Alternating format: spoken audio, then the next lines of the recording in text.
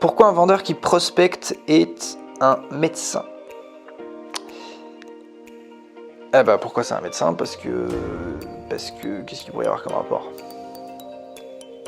La manière de bosser. Bon, j'imagine que si tu dis ça, t'as pensé au prospect qui vient chez toi comme au malade qui va voir le médecin. Si, il y a un truc, une formule qui peut être intéressante à retenir, détecter des symptômes. En fait, même la mécanique d'ailleurs. C'est-à-dire que t'as un malade qui vient, il sait pas forcément. En fait, c'est super intéressante ta phrase, enfin ton image. Un vendeur qui prospecte, oui, c'est un médecin. Même pas que qui prospecte, un vendeur tout court. Pourquoi? Parce que, bon, pour le coup, c'est pas le médecin qui va aller chercher les malades chez eux, a priori.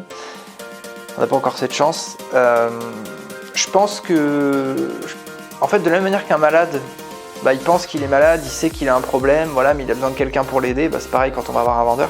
Et au-delà de ça, le boulot d'un vendeur, ça c'est un bon lien, le boulot d'un vendeur, c'est de détecter des symptômes. Exactement comme pour un médecin. On pose des questions, qu'est-ce que vous avez, quoi, comment. Parfois la personne ne dit pas tout, parfois elle ment, parfois elle s'en rend même pas compte, et elle ment quand même. Parfois elle est complètement à côté de la plaque, parfois elle invente des raisons de quoi que ce soit. Et en fait le boulot du médecin c'est un peu creuser ça pour essayer d'aller choper la vérité, quoi, et le vrai problème pour appuyer dessus. C'est pareil pour un vendeur. Détecter des symptômes, ça sert à ça en fait.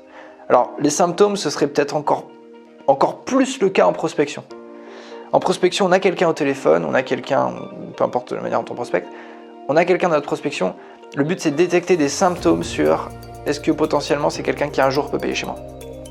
Idéalement, est-ce qu'il paye maintenant? Mais sinon, est-ce que c'est potentiellement un jour quelqu'un qui pourrait payer chez moi? Parce que si la réponse à cette question est oui, je le rentre dans le CRM et ensuite je le relance régulièrement.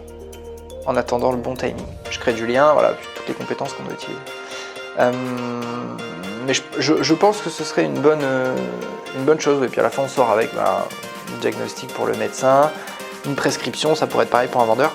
Choisir le bon produit, quelque chose qui correspond à la personne. Parfois d'ailleurs, la personne rentre avec des idées et en fait c'est pas les bonnes. Donc il faut expliquer habilement que en fait c'est pas ça qu'il faut, quoi, c'est autre chose.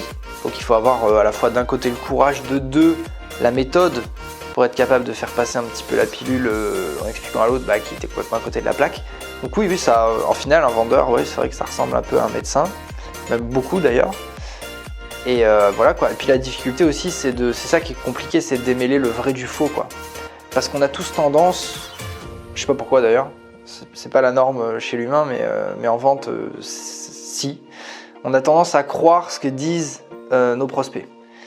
Et en fait, alors même eux ne s'en rendent pas compte, mais entre ceux qui mentent, ceux qui disent pas tout ce qu'ils pourraient dire, ceux qui cachent des choses, ceux qui savent même pas ce qu'ils veulent en fait, ou ceux qui pensent le vouloir à fond et qui en fait n'ont pas besoin de ce truc, ou besoin d'autre chose, c'est pas simple. Donc démêler le vrai du faux, ouais, ça fait partie du jeu. De la même manière, encore une fois, ce serait pareil pour un médecin. Donc dans ce sens-là, ton image est intéressante, je te la pique d'ailleurs. Pourquoi un vendeur qui prospecte est un médecin? Pas que qui prospecte, mais je pense qu'un vendeur, ouais, ça ressemble pas mal au boulot de médecin. Ouais.